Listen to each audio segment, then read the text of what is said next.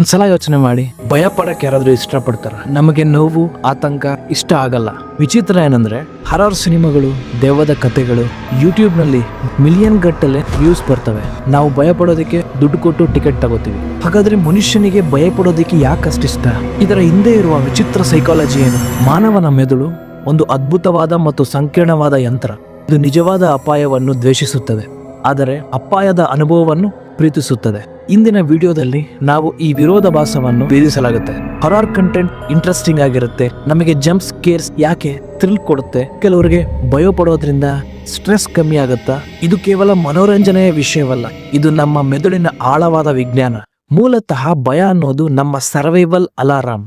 ಲಕ್ಷಾಂತರ ವರ್ಷಗಳ ಹಿಂದೆ ಕಾಡಿನಲ್ಲಿ ನಮ್ಮ ಪೂರ್ವಿಕರಿಗೆ ಹುಲಿಯೋ ಅಥವಾ ಸಿಂಹವೋ ಎದುರಾದಾಗ ಅವರ ಮೆದುಳು ತಕ್ಷಣ ಒಂದು ನಿರ್ಧಾರ ತೆಗೆದುಕೊಳ್ಳಬೇಕಿತ್ತು. ಫೈಟ್ ಆರ್ ಫ್ಲೈಟ್, ಹೋರಾಡು ಇಲ್ಲವೇ ಓಡೋಗು. ನಾವು ಇಂದು ಕಾಡಿನಲ್ಲಿಲ್ಲ, ನಮ್ಮ ಎದುರು ಹುಲಿಯೂ ಬಂತಿಲ್ಲ, ಆದರೆ ಆ ಮೆದುಳಿನ ಭಾಗ ಅಮಿಗ್ಡಾಲ ಇನ್ನೂ ಹಾಗೇ ಇದೆ. ಹಾರರ್ ಸಿನಿಮಾದಲ್ಲಿ ಕತ್ತಲಲ್ಲಿ ಒಂದು ವಿಚಿತ್ರ ಶಬ್ದ ಕೇಳಿದಾಗ ನಮ್ಮ ಮೆದುಳಿಗೆ ಅದು ಸಿನಿಮಾ ಅಂತ ಗೊತ್ತಿದ್ರೂ ದೇಹ ಮಾತ್ರ ಹಳೆಯ ಸಿಗ್ನಲ್ ಅನ್ನೇ ಆಕ್ಟಿವೇಟ್ ಮಾಡುತ್ತೆ. ಹೃದಯ ಬಡಿತ ಜೋರಾಗುತ್ತೆ, ಉಸಿರಾಟ ವೇಗವಾಗುತ್ತೆ, ರಕ್ತದಲ್ಲಿ ಅಡ್ರಿನಾಲಿನ್ ಹರಿಯೋಕೆ ಶುರುವಾಗುತ್ತೆ. ಈ ಸಡನ್ ಕೆಮಿಕಲ್ ರಶ್ ಇದೆಯಲ್ಲ, ಇದನ್ನೇ ನಾವು ತಿಳಿಯದೆ ತುಂಬಾ ಎಂಜಾಯ್ ಮಾಡ್ತೀವಿ. ಇಲ್ಲಿ ಒಂದು ಕಂಡೀಷನ್ ಇದೆ, ನಮಗೆ ರಿಯಲ್ ಲೈಫ್ ಡೇಂಜರ್ ಇಷ್ಟ ಇಲ್ಲ, ಫೇಕ್ ಡೇಂಜರ್ ತುಂಬಾನೇ ಇಷ್ಟ. ಯಾಕಂದ್ರೆ ನಾವು ಸಿನಿಮಾ ನೋಡುವಾಗ ನಮ್ಮ ಮೆದುಳಿನ ಒಂದು ಭಾಗಕ್ಕೆ ಗೊತ್ತಿರುತ್ತೆ, ನಾನು ಭಯ ಪಡ್ತಿದ್ದೀನಿ ಆದ್ರೆ ನಾನು ಸೇಫ್ ಆಗಿ ಸೋಫಾ ಮೇಲೆ ಕೂತ್ಕೊಂಡು ಮೂವಿ ನೋಡ್ತಿದ್ದೀನಿ ಅಂತ. ಈ ನಾನು ಸೇಫ್ ಅನ್ನೋ ಫೀಲಿಂಗ್ ನಮ್ಮೊಳಗಿದ್ದಾಗ ನಮ್ಮ ಮೆದುಳಲ್ಲಿ ಡೋಪಮೈನ್ ಅನ್ನೋ ಒಂದು ಕೆಮಿಕಲ್ ನ ಪ್ರೊಡ್ಯೂಸ್ ಮಾಡುತ್ತೆ. ಡೋಪಮೈನ್ ಅಂದ್ರೆ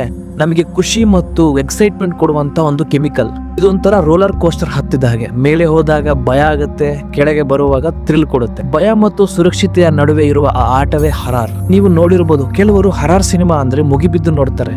ಇದಕ್ಕೆ 3 ಸೈಕಾಲಜಿಕಲ್ ಕಾರಣಗಳಿದೆ. ಥ್ರಿಲ್ ಹುಡುಕುವುದು ಕೇಳೋಕೆ ವಿಚಿತ್ರ ಅನಿಸ್ಬೋದು, ಆದ್ರೆ ಭಯದ ಪೀಕ್ ಮುಗಿದ ಮೇಲೆ ದೇಹದಲ್ಲಿ ಒಂದು ಬಗೆಯ ಶಾಂತಿ ಭಾವನೆ ಮೂಡುತ್ತದೆ. ಅಡ್ರಿನಾಲಿನ್ ರಶ್ ಕಮ್ಮಿ ಆದಾಗ ನಮ್ಮ ಸ್ನಾಯುಗಳು ರಿಲೀಸ್ ಆಗುತ್ತೆ. ದಿನವಿಡೀ ಇದ್ದ ಸ್ಟ್ರೆಸ್ ಆ 2 ಗಂಟೆಯ ಭಯದಲ್ಲಿ ಕರಗಿ ಹೋಗುತ್ತೆ. ಭಯವನ್ನು ಗೆಲ್ಲುವ ಆಟ. ಕೆಲವರು ತಮ್ಮ ಧೈರ್ಯವನ್ನು ಪರೀಕ್ಷೆ ಮಾಡಿಕೊಳ್ಳಲು ಹರಾರ್ ನೋಡ್ತಾರೆ. ನಾನು ಎಷ್ಟೇ ಹರಾರ್ ನೋಡಿದರೂ ನನಗೆ ಭಯ ಆಗುವುದಿಲ್ಲ ಎಂಬ ಭಾವನೆ ಅವರೊಳಗೆ ಒಂದು ಕಾನ್ಫಿಡೆನ್ಸ್ ನ ಬಿಲ್ಡ್ ಮಾಡುತ್ತೆ. ಹರಾರ್ ಸಿನಿಮಾದಲ್ಲಿ ಬರುವಂತಹ ಜಂಪ್ ಸ್ಕೇರ್ಸ್ ಅವು ಬರೀ ನಮ್ಮನ್ನು ಭಯ ಬೀಳಿಸುವಂತಹ ಒಂದು ಸನ್ನಿವೇಶಗಳಲ್ಲ, ಅದೊಂದು ನ್ಯೂರೋಲಾಜಿಕಲ್ ಸೈನ್ಸ್.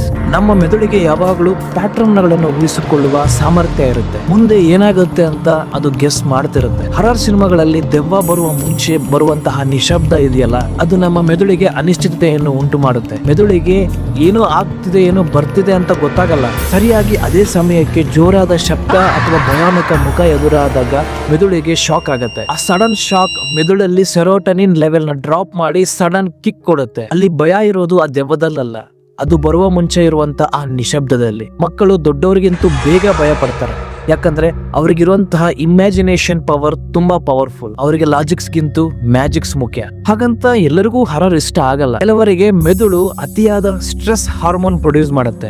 ಅವರಿಗೆ ಹರಾರ್ ನೋಡಿದ್ರೆ ಥ್ರಿಲ್ ಬದ್ರು ತಲೆನೋವು, ಡಿಸ್ಟರ್ಬೆನ್ಸ್, ಸ್ಟ್ರೆಸ್ ಜಾಸ್ತಿ ಆಗುತ್ತೆ. ಆದ್ರೆ ಅದು ಅವರ ವ್ಯಕ್ತಿತ್ವದ ಸಮಸ್ಯೆ ಅಲ್ಲ, ಅದೊಂದು ಬಯಾಲಜಿಕಲ್ ವ್ಯತ್ಯಾಸ ಅಷ್ಟೇ. ಸೈಕಾಲಜಿಸ್ಟ್ ಗಳು ಹೇಳೋ ಪ್ರಕಾರ ನಿಯಮಿತವಾಗಿ ಹರಾರ್ ನೋಡೋದ್ರಿಂದ ನಮ್ಮ ಎಮೋಷನಲ್ ರೆಸಿಲಿಯನ್ಸ್ ಹೆಚ್ಚಾಗುತ್ತೆ. ಅಂದರೆ ನಿಜ ಜೀವನದಲ್ಲಿ ಕಷ್ಟದ ಪರಿಸ್ಥಿತಿ ಬಂದಾಗ ಅದಕ್ಕೆ ಪ್ಯಾನಿಕ್ ಆಗದೆ ಅದನ್ನು ಎದುರಿಸುವ ಶಕ್ತಿ ಬರಬಹುದು. ಸೊ ಅಂತಿಮವಾಗಿ ಹೇಳೋದಾದ್ರೆ, ಭಯ ನಮ್ಮನ್ನು ಹಾಳು ಮಾಡುವಂತಹ ಒಂದು ಫೀಲಿಂಗ್ ಅಲ್ಲ, ಸರಿಯಾದ ಪ್ರಮಾಣದಲ್ಲಿ ಅದು ನಮ್ಮ ಮೆದುಳಿಗೆ ಬೇಕಾದಂತಹ ಒಂದು ಎಂಟರ್ಟೈನ್ಮೆಂಟ್ ಕೂಡ ಹೌದು.